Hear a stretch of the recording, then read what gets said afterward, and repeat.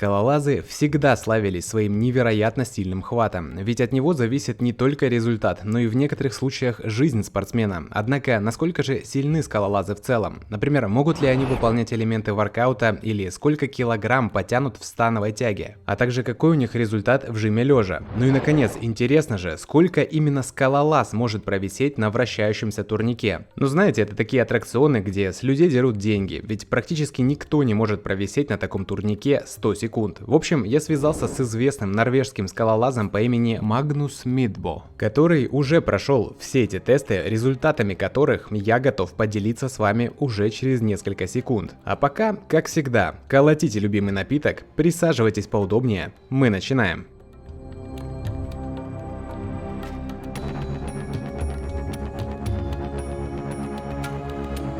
И перед тем, как я покажу вам, на что способен Магнус с точки зрения его силовых и навыков выносливости, пару слов о том, кто он вообще такой. Магнус — это мировой чемпион по скалолазанию, о нем написано даже в Википедии. Спортсмену 32 года, и с 2017 года он более не выступает на соревнованиях. Основная деятельность сейчас — это ведение собственного YouTube-блога, на котором на минуточку уже 900 тысяч подписчиков, инстаграма с 300 тысяч, и по совместительству Магнус также владеет своим собственным скалодромом. При этом спортсмен начал свою карьеру сразу же после окончания старших классов школы. И ничего после этого он не заканчивал. Можете себе представить, на какой риск он шел и насколько много поставил на кон ради своей карьеры и мечты. Собственно говоря, такие достижения дают нам право в лице Магнуса рассуждать о силовых результатах скалолаза в целом. И конечно же, для объективности сразу отмечу, что рост спортсмена составляет 174 сантиметра, а вес 68 килограмм. Что ж, начнем. Первым делом предлагаю вам посмотреть, как ему удастся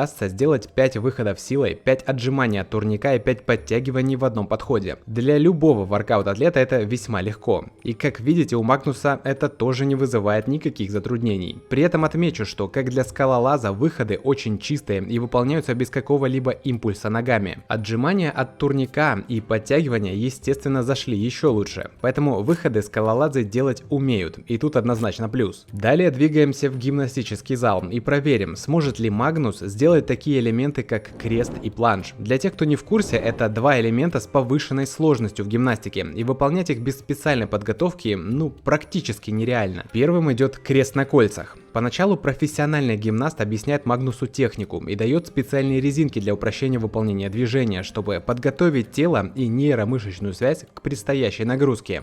Далее идет само движение. И для того, чтобы его засчитать, нужно зафиксировать крест хотя бы на 2 секунды.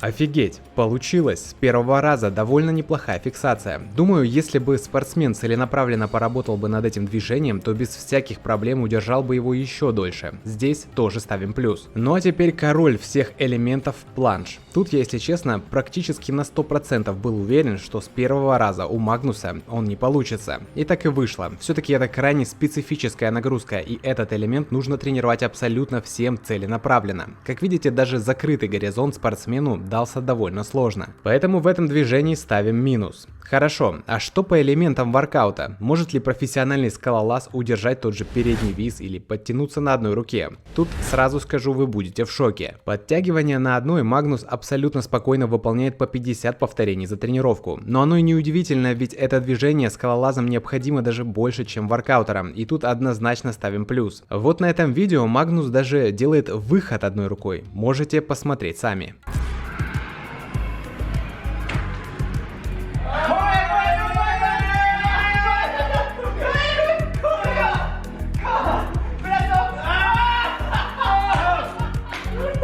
Но офигел я не с этого, а с того, как спортсмену поддался передний вис. На высоком турнике спортсмен провисел 18 секунд. 18, Карл. При том, что, еще раз повторюсь, если бы Магнус стартовал сразу на низкой перекладине, результат был бы на несколько секунд выше, поскольку фаза подъема корпуса, как правило, отнимает приличное количество сил. Честно, я не ожидал такого результата, и тут однозначно снова плюс.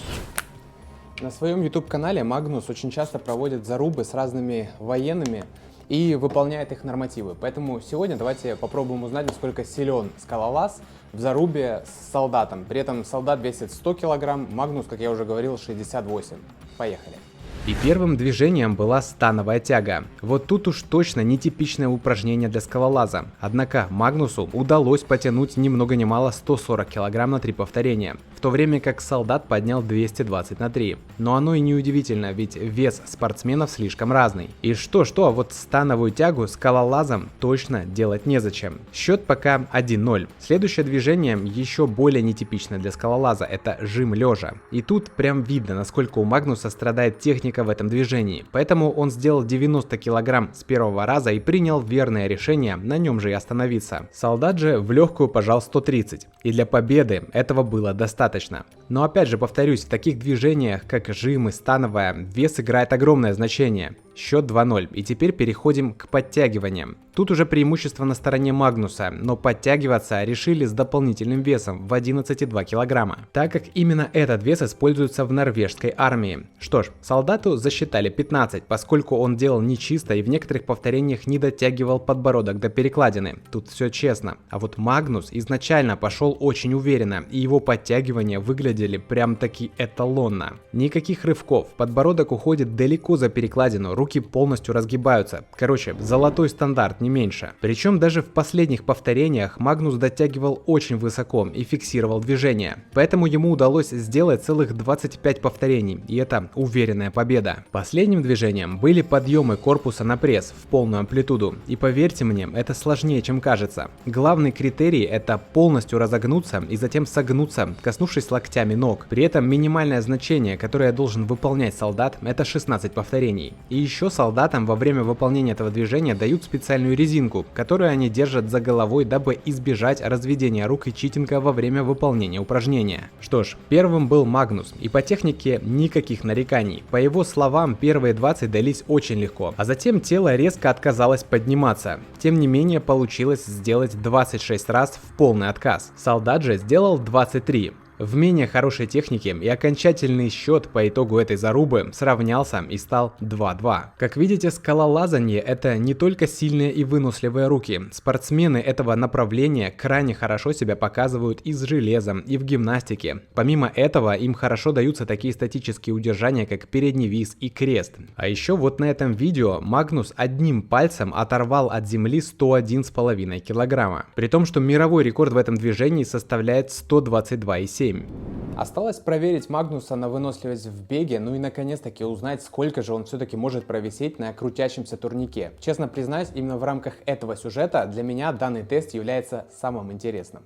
В рамках сюжета с нормативами американских морских котиков Магнус уже выполнял бег на 3 мили, то есть 4,8 километра. Полностью показывать вам норматив я не буду, а лишь сфокусируюсь на беге и времени, за которое спортсмену удалось преодолеть данную дистанцию. И получилось у него это за 18 минут 40 секунд. Если вы занимаетесь бегом, напишите в комментариях, как вам результат и за сколько пробегаете вы. Я специально загуглил этот тест, и судя по нормативам, все, что ниже 25 минут, считается хорошим результатом. 18 минут это прям отлично, а все, что ниже 15, под силу только элитным спортсменам, которые занимаются бегом на регулярной основе. Ну и теперь, друзья, кульминация. Все, что мы с вами смотрели до этого, скалолазов либо совсем не касается, либо лишь частично задействует их возможности. Но вот где по-настоящему должен раскрыться огромный потенциал этих спортсменов, так это в обычном висе. Если вы посмотрите на пальцы Магнуса, то увидите, что за годы тренировок они попросту постоянно находятся в согнутом состоянии. Для того, чтобы их банально разогнуть, ему приходится делать некоторые усилия. Примерно такую же проблему получают и некоторые арм-спортсмены. Вспомним, например, руки того же Дениса Цыпленкова.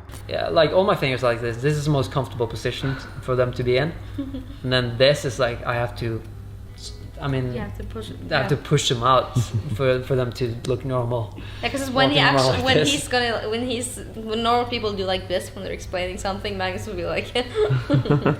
Так вот, за неимением специального крутящегося турника Магнус взял обычный турник, который ставится в дверной проем и продел его в пластиковую трубу. Подвешивать турник решили тоже на резинке, что в итоге даже усложнило задачу, ведь таким образом происходило как бы двойное вращение. Напомню, что что на аттракционах в качестве норматива используют 100 секунд, что практически невозможно для большинства людей. В России же на верочку норматив повысили до 2 минут. Такая себе комбинация жадности и понимания, на что способен русский человек за бабки. В общем, у самого Магнуса получилось провисеть 2 минуты 22 секунды, что и требовалось доказать. После 2 минут каждая секунда на вес золота, и это профессиональный скалолаз, что уж говорить про обычного человека. Но это еще не все. После Магнуса свои силы попробовал еще один скалолаз, и тут результат получился вообще сумасшедшим. Предлагаю вам посмотреть его целиком в немного ускоренном формате.